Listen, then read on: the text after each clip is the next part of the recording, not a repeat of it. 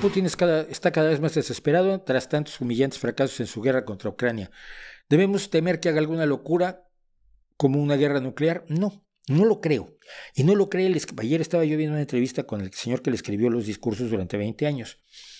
No porque no sea capaz de hacerlo, sino porque lo involucra personalmente, y Putin nunca ha sido un hombre valiente en lo personal, que se haya jugado la vida, que se haya jugado el tipo como agente de la KGB.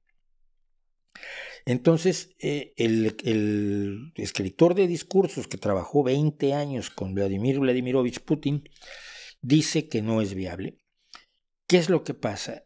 Que si Putin está sin opciones, ¿cómo quiere pasar a la historia? Finalmente él ve su papel como un papel enormemente histórico. Y me puedo equivocar, pero es una lectura que me parece razonable.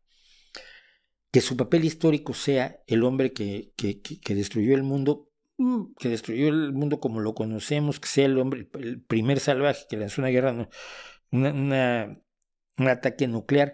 No lo veo como su reacción natural ante la dimensión histórica que quiere darle a su persona y a su presidencia, a su gestión, con 20 años detrás de ser el jefe de Rusia, independientemente del rato que pasó a ser primer ministro para fingir que había democracia.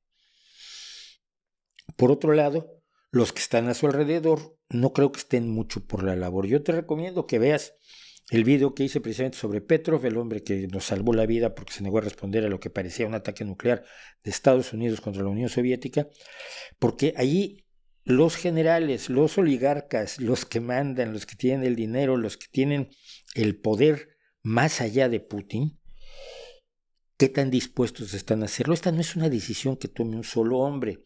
Y los dos países, esto se sabe porque se han puesto de acuerdo a lo largo de los años precisamente para controlar,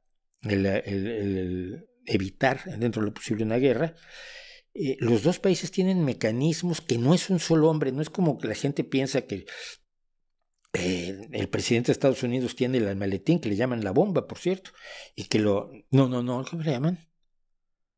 Tiene un nombre curioso el paquete, que lo abre, aprieta un botón y se empiezan a salir misiles. No.